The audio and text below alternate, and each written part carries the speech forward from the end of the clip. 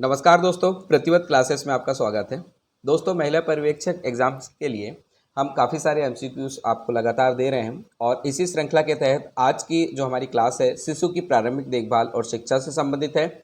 इसमें हमने कुछ ऐसे चुनिंदा एमसीक्यूज लिए हैं जो आगामी परीक्षाओं में आपके लिए फ़ायदेमंद साबित हो सकते हैं। तो चलिए बिना देरी के हम इसे प्रैक्टिस करते हैं। आज का हमारा पहला प्रश्न है, प्रीनेटल अवस्था से क्या आशा है। आपको ऑप्शन दिए हैं, ए जन्म से 2 सप्ताह की अवस्था, बी जन्म से 2 वर्ष की अवस्था, सी जन्म से 10 दिन की अवस्था और डी गर्भावस्था। तो दोस्तों इसका सही उत्तर हो जाएगा ऑप्शन नंबर डी, गर्भावस्था।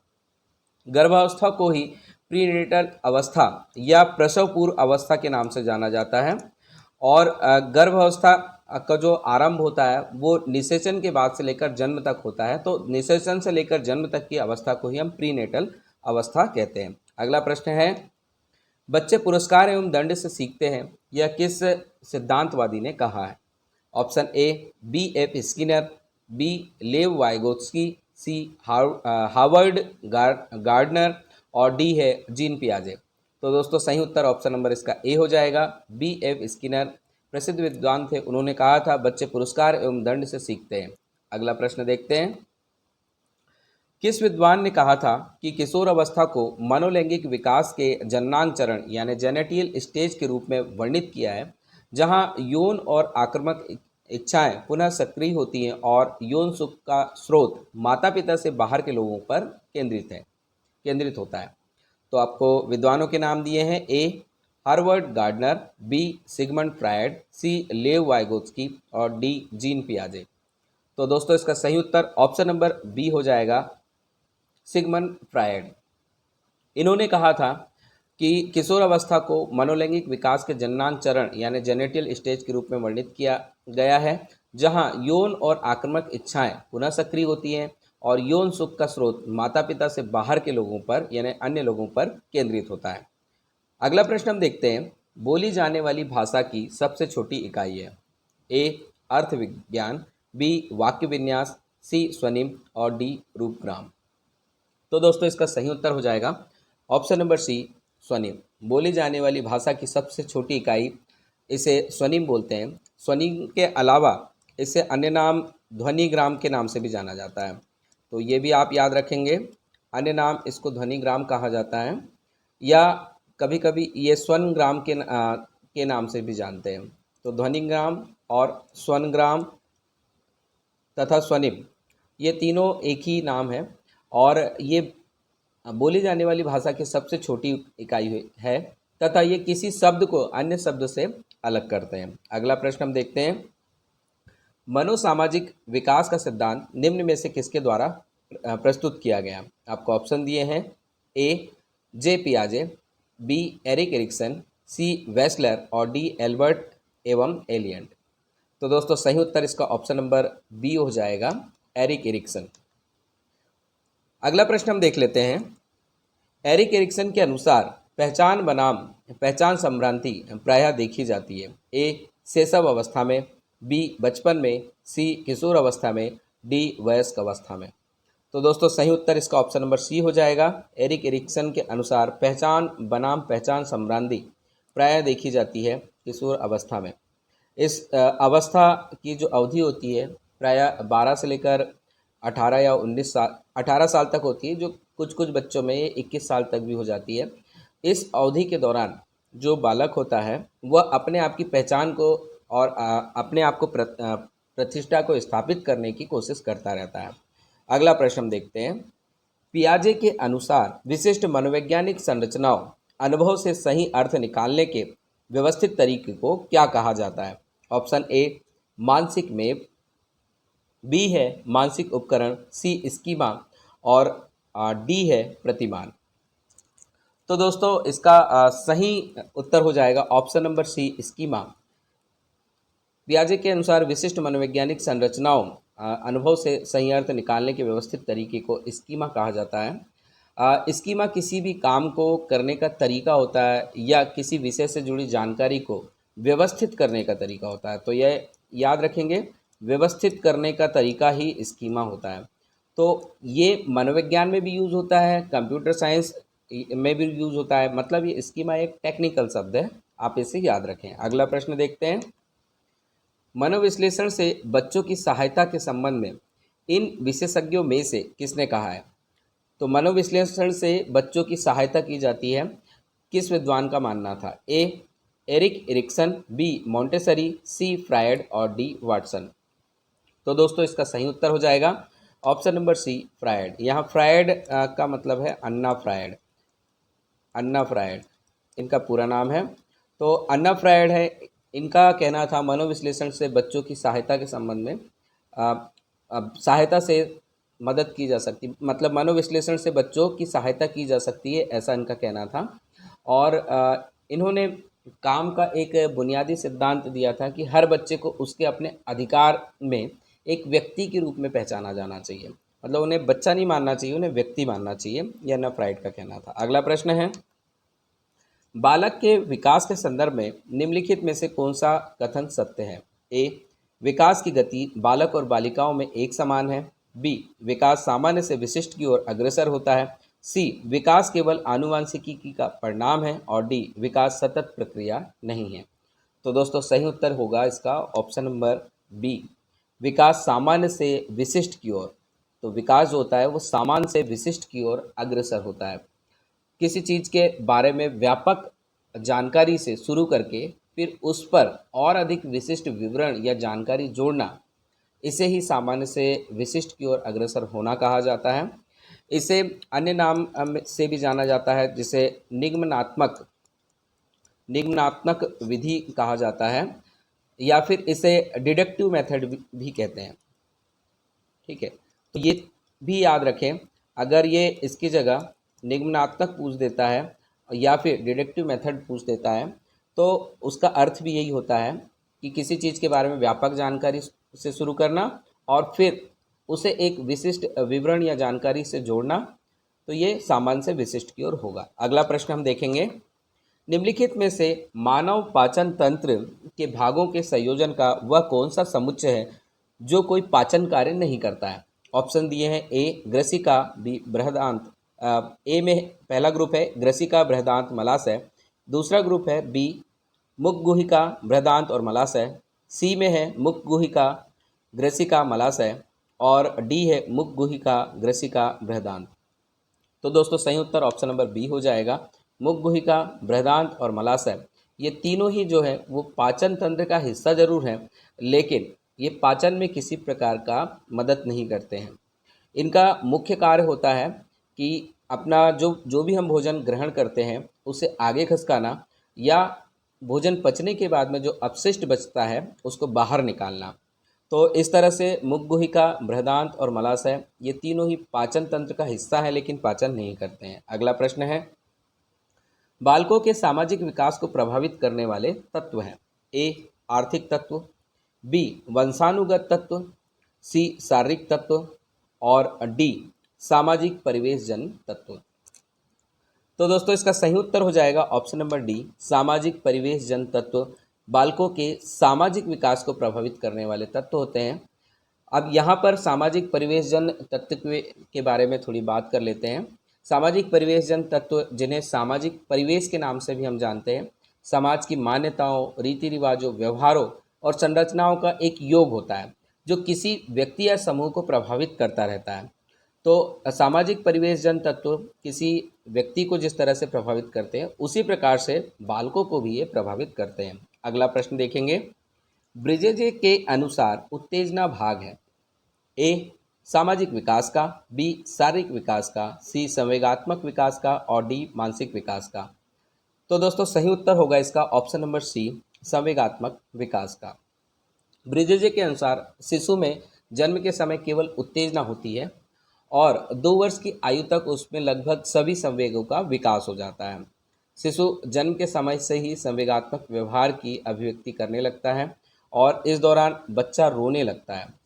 तो रोना जो है इसके उत्तेजना का एक भाग हो जाता है। रोता है, कभी कभी चिल्लाना लगता है। ठीक है, तो रोना, चिल्लाना, हाथ पैर पटकना, ये शिशु के संवेगात्मक व्यवहार को दिखाते हैं। तो ब्रिजेजे के अनुसार जो उत्तेजना होती है वे वो जो है संवेगात्मक विकास का एक भाग है। अगला प्रश्न देखेंगे।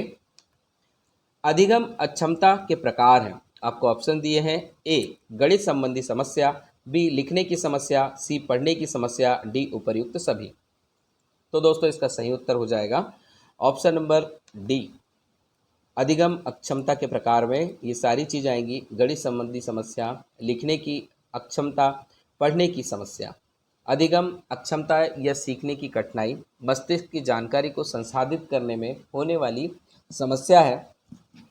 और अधिगम अक्षमता जो होता है ये एक प्रकार का न्यूरोलॉजिकल डिसऑर्डर के रूप में जाना जाता है। इसमें बच्चा गणित संबंधी जो भी प्रश्न होते हैं उन्हें उन्हें सॉल्व करने में थोड़ी कठिनाई महसूस करता है, लिखने में उसे दिक्कत आती है, या फिर पढ़ता है और बीच में जो शब्द होते हैं या अक्षर होते हैं उनको छोड़ देता है। तो इस तरह की पढ़ने में भी उसे समस्या होती है। तो याद रखें, ऐसी समस्या अगर हो रही है तो ये अधिगम अक्षमता के प्रकार होंगे। अगला प्रश्न देखेंगे। कोहलबर्ग के अनुसार नैतिक विकास में पहला चरण क्या है? ए पूर्व परंपरागत नैतिकता, बी पश्च परंपरागत नैतिकता, सी परंपरागत नैतिकता, डी इनमें से कोई नहीं। तो दोस्तों सही उत्तर ऑप्शन नंबर ए हो जाएगा। कोहलबर्ग के अनुसार नैतिक विकास का पहला चरण जो होगा वो पूर्व परंपरागत नैतिकता होगा। पूर्व परंपरागत नैतिकता के बारे में लॉरेंस कोहलबर्ग ने नैतिक विकास के सिद्धांत के एक स्तर के रूप में बताया था, जहां नैतिकता का निर्धारण बाहरी कारकों जैसे दंड और पुरस्कार से होता है, ना कि आंतरिक मूल्यों से। अगला प्रश्न है। निम्नलिखित में से कौन सा विकास के व्यापक आयामों की सही पहचान करता है? ए सामाजिक, शारीरिक और व्यक्तित्व एवं स्वयं, बी शारीरिक, संज्ञानात्मक, सामाजिक एवं संवेगात्मक, सी संवेगात्मक, बौद्धिक, आध्यात्मिक एवं स्वयं, डी शारीरिक, व्यक्तित्व, आध्यात्मिक एवं संवेगात्मक। तो दोस्तों इसका सही उत्तर होगा ऑप्शन नंबर बी में जो आपको दिया है। ये विकास के व्यापक आयामों की सही पहचान में शारीरिक विकास, फिर संज्ञानात्मक विकास, फिर सामाजिक विकास, फिर संवेगात्मक विकास आएगा। ये एक साथ मानव के विकास को प्रभावित करते हैं। अगला प्रश्न देखेंगे। किशोर अवस्था में एक बच्चे के उचित विकास हेतु माता पिता तथा शिक्षक निम्न कार्य कर सकते हैं। ए लिंग शिक्षा का उचित ज्ञान देना, बी उचित वातावरण प्रदान करना, सी परामर्श तथा मार्गदर्शन सेवा की व्यवस्था करना, और डी उपर्युक्त सभी। तो दोस्तों इसका सही उत्तर ऑप्शन नंबर डी हो जाएगा, उपर्युक्त सभी। किशोर अवस्था 12 से 18 वर्ष तक की उम्र के बच्चों को की कहलाती है, और उनके उचित विकास के लिए माता पिता और शिक्षक उन्हें लिंग संबंधित शिक्षा का उचित ज्ञान दे सकते हैं। साथ ही उन्हें उचित वातावरण प्रदान कर सकते हैं जिसमें वो स्वच्छंद रूप से विकास कर सकें। इसके अतिरिक्त परामर्श तथा मार्गदर्शन दे सकते हैं, क्योंकि वो पहचान बनाम अपनी प्रतिष्ठा को स्थापित करने की अवस्था होती है, तो उस समय पे केवल परामर्श और मार्गदर्शन की व्यवस्था उनके लिए होना चाहिए, उनके ऊपर ज़्यादा दबाव नहीं देना चाहिए। तो ये सारे के सारे कथन इसमें आएंगे। अगला प्रश्न हम देखेंगे। जीन पियाजे के अनुसार अधिगम के लिए निम्नलिखित में से क्या आवश्यक है? ए वयस्कों के व्यवहार का अवलोकन, बी ईश्वरीय न्याय पर विश्वास, सी शिक्षकों और माता पिता द्वारा पुनर्वलन, और डी शिक्षार्थी के द्वारा पर्यावरण की सक्रिय खोजबीन। तो दोस्तों इसका सही उत्तर हो जाएगा ऑप्शन नंबर डी, शिक्षार्थी के द्वारा पर्यावरण की सक्रिय खोजबीन। जीन पियाजे के अनुसार अधिगम के लिए शिक्षार्थी के द्वारा पर्यावरण की सक्रिय खोजबीन आवश्यक होगी। यहाँ पर्यावरण के संबंध में बात करेंगे।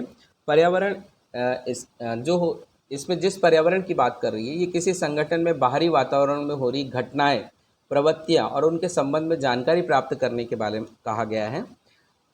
तो ये ध्यान रखेंगे, पर्यावरण का संबंध यहाँ पे बाहरी वातावरण में घटनाएं, प्रवृत्तियां, इन सब के बारे में जानकारी लेना। अगला प्रश्न देखेंगे। फ्रायड ने मनोलैंगिक विकास की दूसरी अवस्था कौन सी बताई है? आपको ऑप्शन दिए हैं। ए गुदावस्था, बी मुखावस्था, सी लैंगिक अवस्था, और डी अव्यवस्था। तो दोस्तों सही उत्तर इसका ऑप्शन नंबर बी हो जाएगा, मुखावस्था।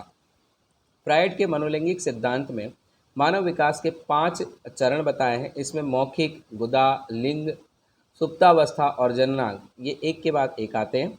ये मनोलैंगिक चरण शिशु अवस्था से वयस्कता तक व्यक्ति के मुख्य विकास बिंदुओं को दर्शाते हैं और इच्छाओं, ज़रूरतों और इच्छाओं के विभिन्न पहलुओं पर ध्यान केंद्रित करते हैं। तो याद रखेंगे, इसमें जो प्रथम अवस्था होगी वो मौखिक होगी, उसके बाद में गुदावस्था आती है, उसके बाद लिंग अवस्था, फिर सुप्तावस्था और अंत में जननांग। अगला प्रश्न हम देखेंगे, रास के अनुसार पूर्व बाल्य अवस्था का क्या काल है? तो काल क्या है बताना है आपको। पूर्व बाल अवस्था का ऑप्शन दिया है, ए 2 से 6 वर्ष, बी 3 से 6 वर्ष, सी 4 से 7 वर्ष और डी 11 से 15 वर्ष। तो दोस्तों सही उत्तर इसका हो जाएगा ऑप्शन नंबर बी, 3 वर्ष से 6 वर्ष। ये जो अवस्था होती है ये पूर्व बाल अवस्था में काउंट होती है। पूर्व बाल अवस्था में दो पार्ट कर दिए जाते हैं, जैसे 3 से लेकर 6 वर्ष तो पूर्व बाल अवस्था हो गई, और उसके बाद में उत्तर बाल अवस्था आती है जो 6 से लेकर 12 वर्ष तक की उम्र तक चलती है। रास के अनुसार बाल्यावस्था को मिथ्या परिपक्वता का काल भी कहा जाता है। अगला प्रश्न हम देखेंगे, अनुशासन जो अधिगम वातावरण में एक महत्वपूर्ण भूमिका निभाता है किस तरह की मदद करता है? आपको ऑप्शन दिए हैं, ए चुप्पी साधे रहने के लिए, बी शिक्षकों को निर्देश देने के लिए, सी बच्चों को उनके पाठ रटकर याद करने में और डी बच्चों को अपनी शिक्षा को विनियमित और मॉनिटरिंग करने में। तो दोस्तों इसका सही उत्तर हो जाएगा ऑप्शन नंबर डी, बच्चों को अपनी शिक्षा को विनियमित और मॉनिटरिंग करने के लिए अनुशासन लाया जाता है जो अधिगम वातावरण में एक महत्वपूर्ण भूमिका निभाता है। अगला प्रश्न देखेंगे, विद्यार्थियों के बीच अधिगम शैली में अंतर का कारण हो सकता है। ए शिक्षार्थी का सामाजिकरण प्रक्रिया, बी शिक्षार्थी द्वारा अपनाई गई विचारण नीति, सी परिवार की आर्थिक स्थिति, डी बालक का लालन पालन।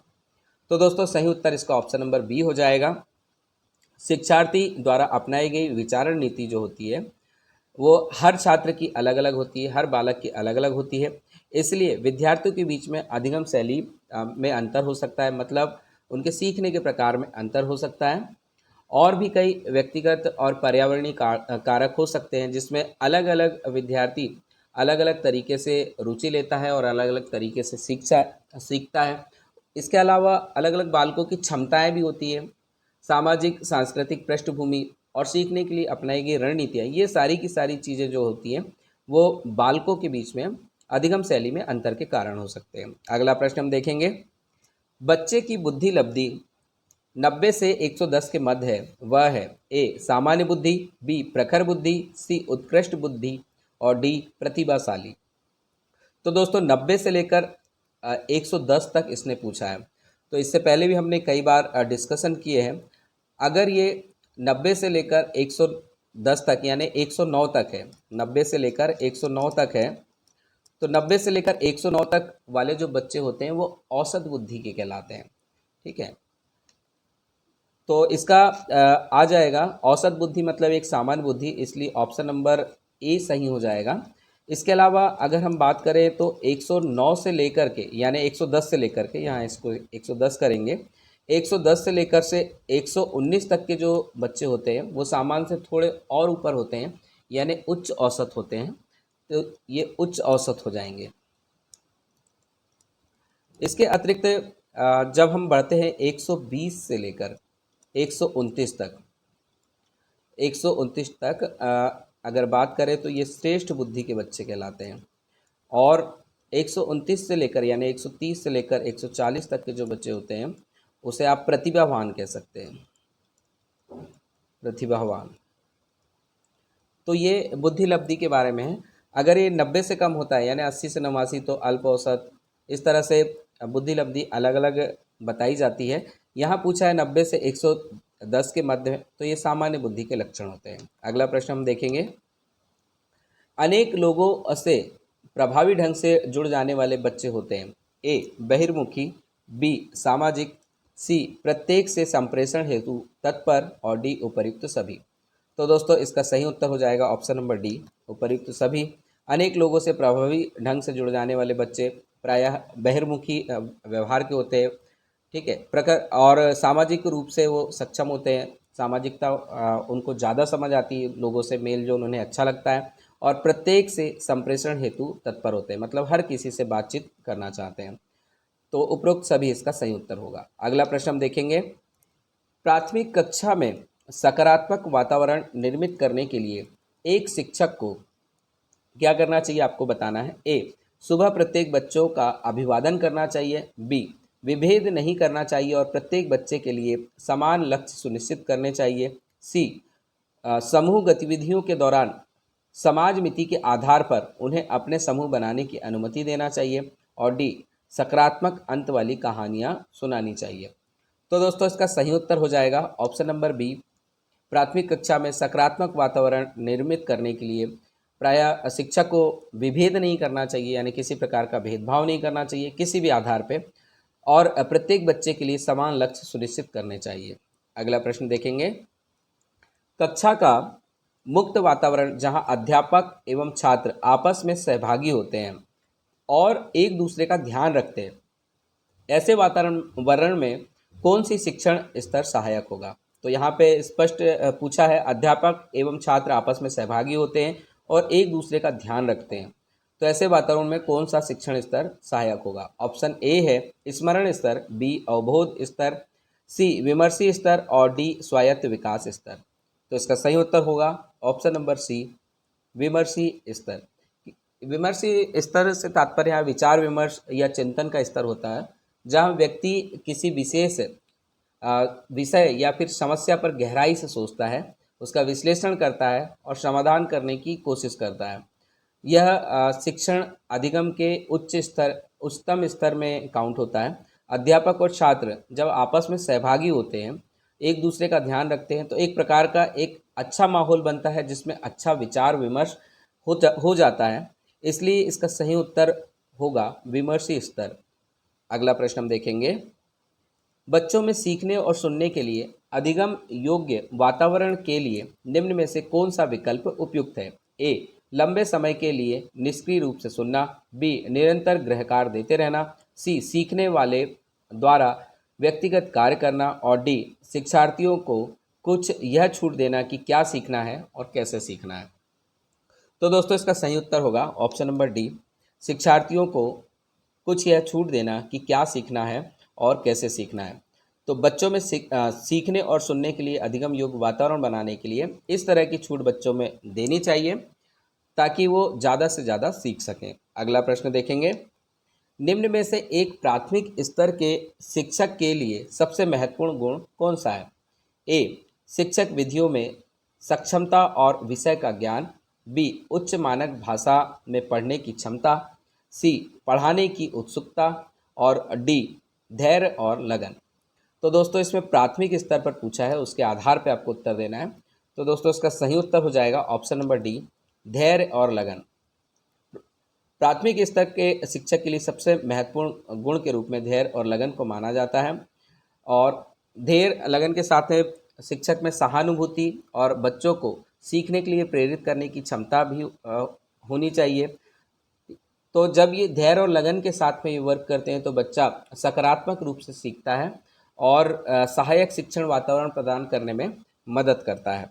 अगला प्रश्न हम देखेंगे, प्राथमिक विद्यालय के बच्चे उस वातावरण में सबसे प्रभावी ढंग से सीखेंगे, तो वातावरण का नाम बताना है। आपको इसमें ऑप्शन दिए हैं, जहां उनकी संवेगात्मक आवश्यकताओं की पूर्ति होती है और वे अनुभव करते हैं कि वे महत्वपूर्ण हैं। बी, जहां शिक्षक एकाधिकारवादी है और स्पष्ट आदेश देता है कि क्या किया जाना चाहिए। सी, जहां मूल रूप से पढ़ने लिखने और गणित की संज्ञानात्मक कुशलताओं पर ही ध्यान का केंद्र होता है और बल दिया जाता है। तथा डी, जहां शिक्षक सारे अधिगमों में आगे होता है और विद्यार्थियों से निष्क्रिय रहने की अपेक्षा करता है। तो इसमें पूछा है प्राथमिक विद्यालय में बच्चों के उस वातावरण में सबसे प्रभावी ढंग से सीखेंगे, तो वातावरण होगा ऑप्शन नंबर ए, जहां उनकी संवेगात्मक आवश्यकताओं की पूर्ति होती है और वे अनुभव करते हैं कि वे महत्वपूर्ण हैं। यानी यहाँ पे शिक्षक जो है अगर शिक्षार्थी केंद्रित शिक्षा प्रदान करता है, उनके संवेगों को समझता है, तो बच्चे जो होते हैं वो बिल्कुल सहज हो जाते हैं, सहज अनुभव करते हैं और इसी दौरान वो ज़्यादा सीखते हैं, तो बेहतर वातावरण बन पाता है। अगला प्रश्न हम देखेंगे, बच्चों के लिए सीखने के अवसर प्रदान करने के लिए आप उनमें से क्या नहीं करेंगे। तो बच्चों को सीखने के अवसर प्रदान करने के लिए आपको क्या नहीं करना है ये बताना है। ए, बच्चों को समस्या सुलझाने के लिए प्रेरित करेंगे। बी, उनकी अवधारणात्मक संरचना को स्पष्ट करने में मदद करेंगे। सी, उन्हें सुझाव व संकेत देंगे जिससे वे नया ज्ञान सीखें। डी, उन्हें सही उत्तर अच्छी तरह समझा देंगे। तो दोस्तों सही उत्तर हो जाएगा इसका ऑप्शन नंबर डी, यानी हमें क्या नहीं करना है। तो उन्हें सही उत्तर अच्छी तरह से समझा देंगे, हमें ये नहीं करना है, बल्कि उन्हें खुद ही समस्या को सुलझाने के लिए प्रेरित करना है। उनकी अवधारणात्मक संरचना को स्पष्ट करने में हमको मदद करना है।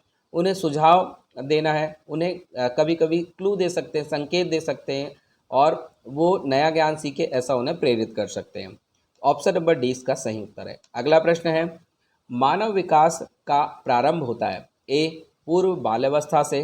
बी, गर्भावस्था से। सी, शैशव अवस्था से। डी, उत्तर बालावस्था से। तो दोस्तों इसका सही उत्तर हो जाएगा ऑप्शन नंबर बी, गर्भावस्था से। मानव विकास की जो प्रक्रिया है उसका आरंभ गर्भावस्था से शुरू हो जाता है और ये जीवन भर चलता रहता है। इसमें शारीरिक, मानसिक, क्रियात्मक, भाषागत, संवेगात्मक, संज्ञानात्मक, सामाजिक विकास, ये सारी अवस्थाएं जो होती हैं वो शामिल होती हैं। तो दोस्तों ये आज का हमारा अंतिम अभ्यास प्रश्न था। इसी तरह के अभ्यास प्रश्नों के लिए आप हमारे साथ में लगातार बने रहें और अपनी प्रिपरेशन जारी रखें। हमारे चैनल को आप लाइक करें, सब्सक्राइब करें और शेयर भी करें। धन्यवाद। जय हिंद।